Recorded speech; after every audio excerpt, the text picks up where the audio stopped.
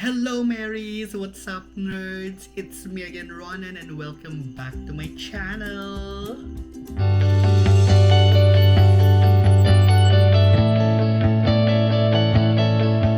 Hello guys! Good morning! Okay, so it's 5 in the morning. Kakastart ko lang sa work.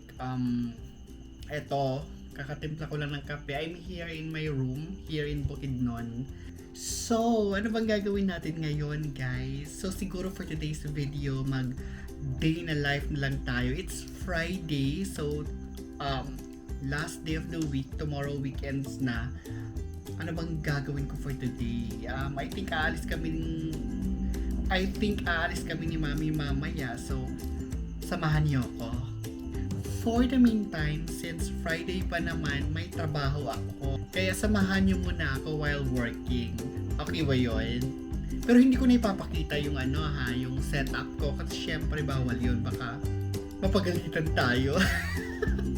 Ayan, so I wake up around 3 or 3:30 in the morning. Kasi yung starting shift ko is 4 a.m. Kaya sobrang aga. Nakakaantok pero of course, kaya ayan, may coffee. But then, after naman ng shift, normally, natutulog ako para bumawi man lang kahit papano. Kasi sobrang antok na antok ako after ng work. Hindi ako makapagganap. Or hindi ko ma-enjoy yung mga ganap kasi nga super antok ako. Kaya sleep muna ako, power nap ng around 2 hours or 3. And then, arangkada na ulit. For now, focus muna tayo sa work para matapos natin ng maayos lahat bago man lang mag-weekends. Okay ba?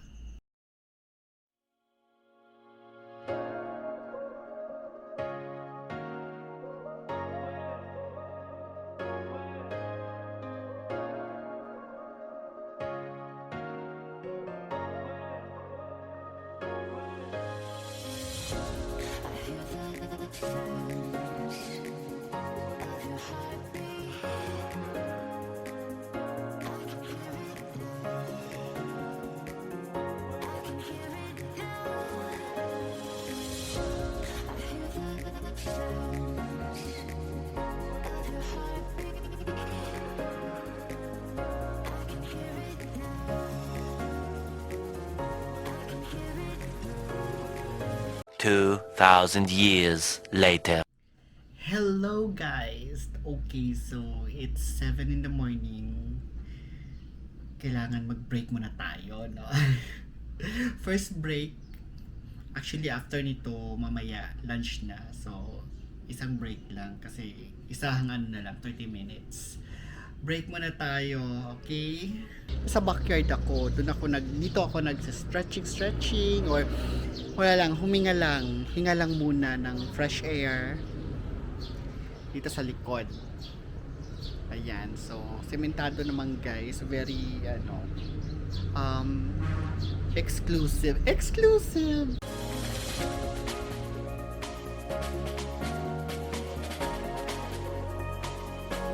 Every morning dito ako tumatambay para huminga lang, mag-breathing exercises, mag-stretching, ganyan. Kasi importante yun guys, di ba?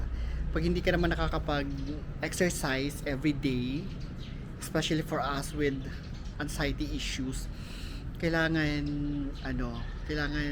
anytime na breathing exercises ka, anytime na para ma-lower down yung anxiety level mo, gawin mo. Kung nag-yoga ka man, or kung nag-stretching ka man, or do something na positive in a day, di ba?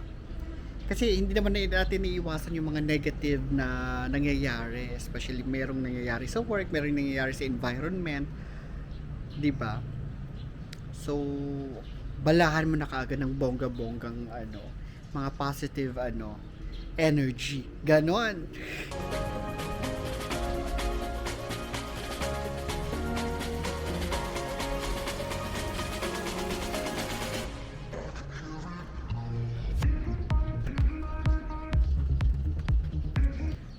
Ayan, so nakapag-stretching na ako. Thank you God.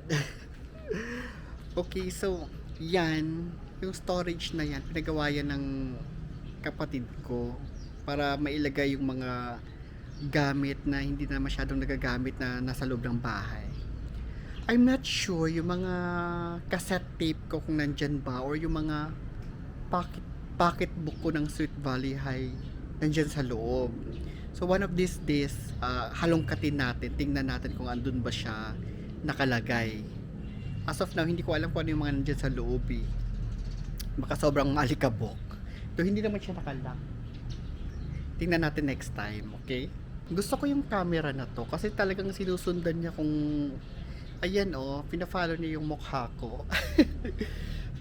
Di ba? So hindi mo na kailangang isipin kung ano, hindi ka na problema kung naka-center ka ba sa camera or hindi. Tapos maliit din siya. Hindi siya masyadong takaw atensyon. Ganon. So, yun na nga guys. Tapos na yung break. Now, back to work. Work muna tayo. And then after this, siguro mamaya, lunch na. And then, uwi na. End na ng shift. Later guys.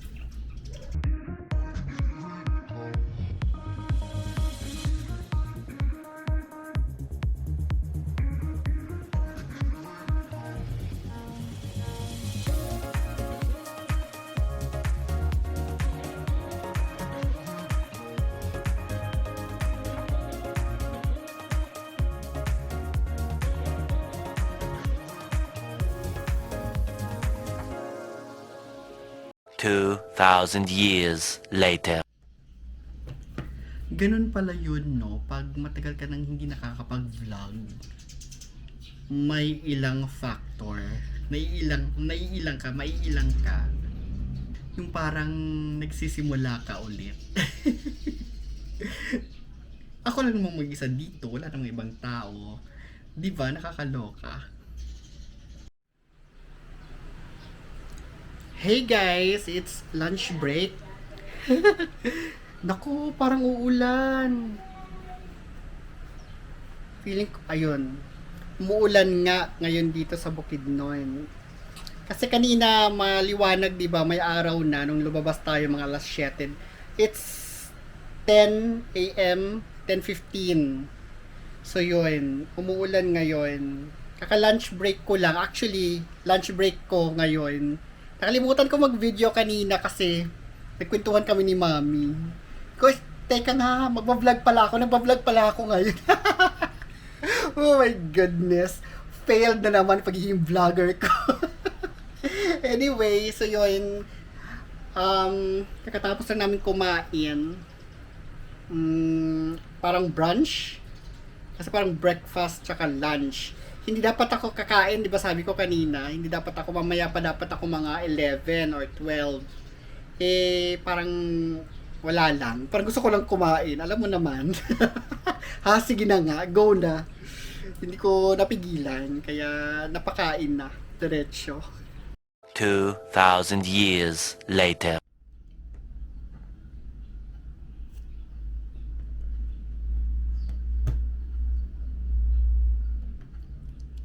And weekends na. Tapos na yung work guys. Nakapag-log out na ako. And it's already 1 p.m. For now, it's Friday, no? So, pero for now, parang inaantok ako eh. So, I think pagdanap muna ako for 2 hours. And probably later, pagising ko, alis kami ni mom. But, hopefully, hindi umulan. Kasi umuulan-ulan mula pa kaninang umaga. But right now, hindi na siya umuulan, pero may konting araw na. But still, di ba? We'll see. Nap muna ako. Okay, good night. Bye.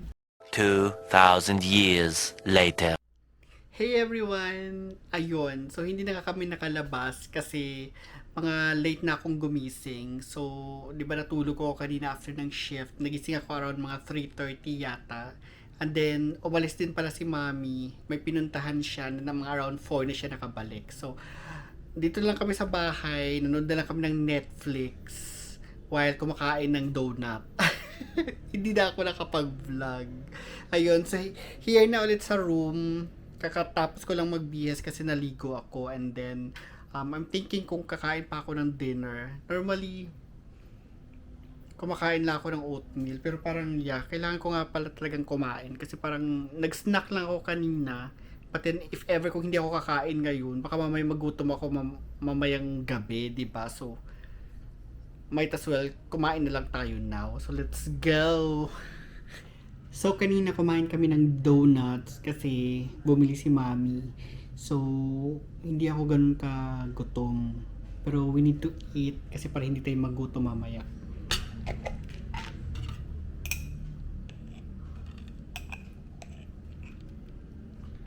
Normally, yung overnight oats ko, nilalagyan ko siya ng mga fruits or mga dried fruits dun sa Manila or raisins. But then, wala tayong fruits now, hindi tayo nakabili.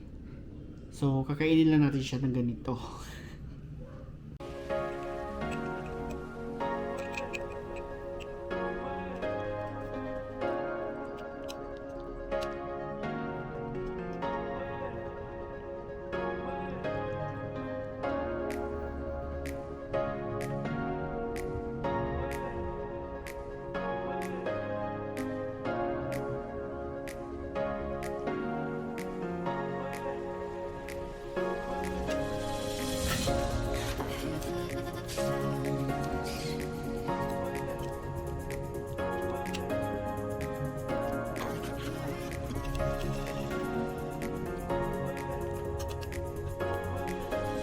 Two thousand years later.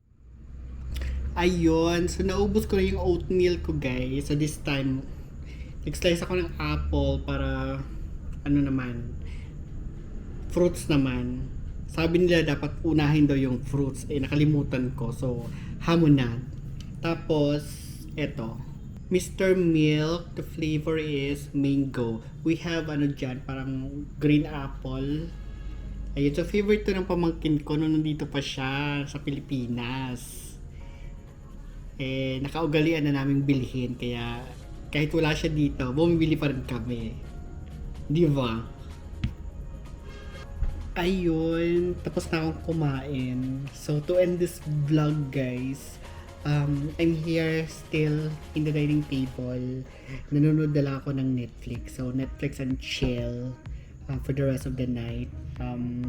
Hanggang dito na lang ulit, no? I-end ko na yung vlog. Kasi I think after this, I'm gonna head to the bedroom and sleep. Or probably read muna. Pero right now, I'm watching Knives Out, yung part 1. First time ko siya papanoorin. I'm not sure, mukhang maganda.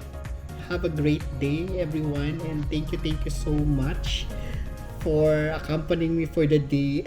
Kahit wala masyadong ganap. And yun, so hanggang dito na lang, no? And as I've always said, please choose life. Please choose happiness. And please start your day with a smile. Bye for now. Bye. Thank you.